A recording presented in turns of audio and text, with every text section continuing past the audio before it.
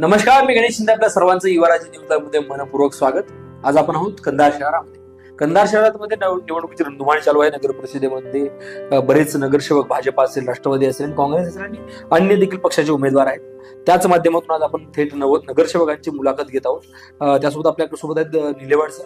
निलेवाड sir हे प्रभाग क्रमांक 9 मधून निवडणूक लढवत आहेत. सर नमस्कार. आपण या भाजपामधूनच आणि नगरसेवक होण्याचा निश्चय का केला आणि निवडणूक का लढवत आहेत, यामागचा उद्देश काय तुमचा? आता वार्ड क्रमांक आमचा 9, तर जवळपास तिथे 2300 मतदान आहे.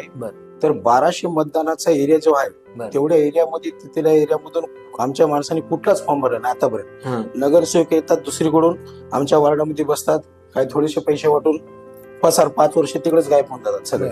त्याच्यामुळे तिकडे नाल्याचे, रस्त्याचे पाणी असेल, नळाचं पाणी असेल, नालीचं पाणी असेल रस्त्यावर येत होतं. आता पाठीमाग 1 महिन्याखाली महादेवाच्या मंदिरापाशी, पूर्ण त्या महादेवाच्या मंदिरापाशी नाल्याचा रस्ता, म्हणजे रस्त्यावर नाली येत होती पाणी.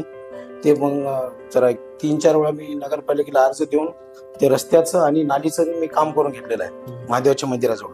तिथे जवळपास 15-20 वगैरे लेडीजला आणून त्यांचा व्हिडिओ वगैरे काढून मी नगरपालिकेला पाठवून मी काम करून घेतलेलं आहे. ठीक आहे. आणि आता जवळपास 3-4 वेळा झाले नगरसेवक त्यांचाच आहे. एकदा निवडून आली की गायब तिकडेच येणार, कुठल्याच कामाला वगैरे येत नाही. जर आपण नगरसेवक झाला तर आपल्याला काय काम करायचं? आता त्या वार्डामध्ये आतापर्यंत त्या वार्डामध्ये तेवढ्या एरियातला कोणी माणसाने फॉर्म भरला नाही आणि मी भरला फॉर्म. सर्वसाधारण माणूस आहे मी, छोटं मोठं काम करतो. आणि तिथल्या लोकांनी मला म्हणले की तू आपल्या एरियामधून फॉर्म भरा, मी तुम्हाला 100% तुम्हाला सहकार्य करू, आपण 100% असं आहे. तर आता इतकी वर्षापासून नगरपालिकेमध्ये आहेत हे नगरसेवक पहिल्याचे, हे एकदा निवडून आले की तिकडच, नंतर तोंड दाखवायला येत नाहीत कोणी. आता मी गल्लीमधून एकसारखं मध्ये ये जा चालू असते, मला प्रत्येक गल्लीतला माणूस मला थांबून बोलत असतो.